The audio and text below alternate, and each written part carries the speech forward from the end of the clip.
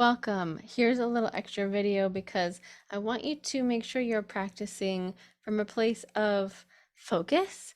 And I'm not going to use the word discipline because I don't like it, but I think it's important to at least have a plan or a map as to where you're going so that practice it doesn't feel so overwhelming. Sometimes I'll write it on my calendar, practice singing, and I'll be like, "Ah, that feels like a whole chore and I don't want to do it.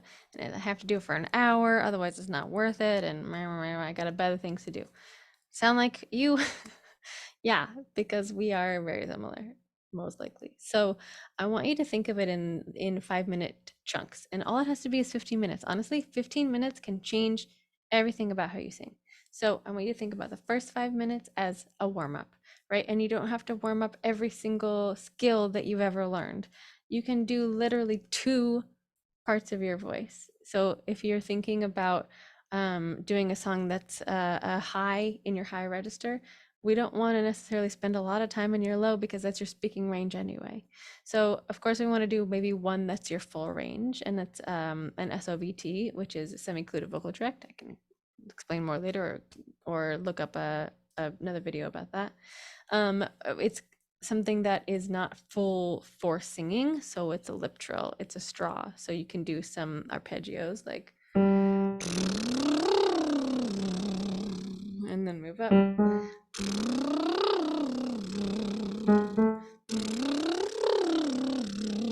But you don't need to do every single note in your range because we're just wide range macro warm-ups, okay? Then I want you to pick your chosen skill. So if in this example we're doing your head register, your high register, we're gonna work on nice, tall, vowel, big, open Disney princess size, right? So I'm gonna do Disney princess size to really get myself into that ease and the openness of my head voice. I'm gonna start kind of in the middle. Ha. Okay, I'm still my chest voice. Now I'm working into my head voice. Ha. Ha. Ha. Oh, I started way too low. Let's start up here. Ha. Ha. Ha. Ha. Ha. Ha. Ha. Ha. Lots of space. Ha. Ha.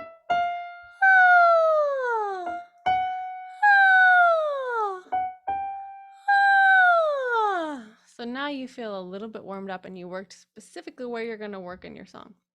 Okay, and then the next 5 minutes is a safe space practice.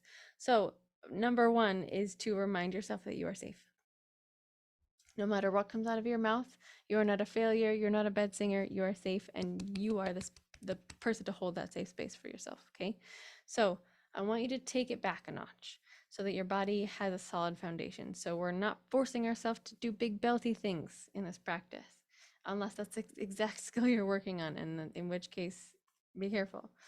Maybe do a little more warm up if you're doing that. But for example, if you have a passage that you're struggling with, I don't want you to do the whole song. You have 5 minutes. Do it efficiently. So go find that passage, find the 2 or 3 notes that are the struggle part of that, and I want you to do it 5 to 10 times. Find a piano, find a YouTube clip of it that you can slow down and really take your time, get nitty gritty with it, really be a scientist about it. Okay, so we're gonna do it 5 times in that one little section, and then maybe you pick another struggle section and do the same thing. No more than 5 minutes. Set your timer. Don't try and make yourself do the whole song, especially if the rest of the song is like not a problem. Last 5 minutes, now you can go for it. Now you can play. Now you can pretend to be a character. You can try and get it out to the person in the car, 2 cars in front of you. Go all out. Let it be first and foremost easy. Your number one priority is ease here and having fun with it. This is your sandbox time, as I call it. Okay, so you're just playing around. Doesn't have to be perfect. Doesn't have to be good. Doesn't have to be pretty. Okay, you're just playing, because this is how we integrate that ease into the work that you just did, the hard work that you just did, right? We're working on the same song, but you are reminding yourself that it doesn't all have to be work, work, work, and it doesn't all have to be ease, ease, ease, but there is a combination of the two. Remember, this last line is the most important. Your gremlin will always come back. You just choose how you deal with it. Your gremlin is a part of you. You have been practicing over the last couple months, however, to separate from your gremlin. That's why we have a gremlin. We're separating that part of yourself that judges yourself constantly, and it's not necessary to listen to that. Yes, your gremlin will always come back. That judge will always come back. You just choose to say, nope, no, thank you, not right now.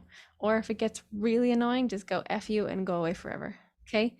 So this is your job to give yourself this practice time in a gremlin free zone, and give yourself this practice time that is not a whole other chore in your day. It's literally 5 minutes times 3. You have that.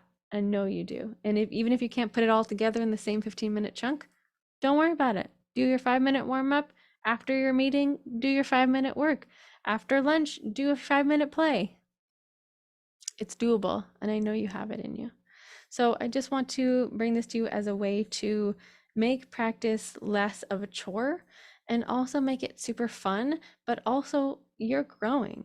You're making choices and you're focusing and you're working your muscles in such a way that you are becoming more efficient just because you're focusing and not just singing out into the ethers and not knowing what's happening, because that's not what vocal training is. We're training our brain connection to our voice, and you have to have focus to do that. And even if it's just 5 minutes, you're gaining. So this is going to be huge in any situation. I know I have had this up before, but whatever you choose, commit to it.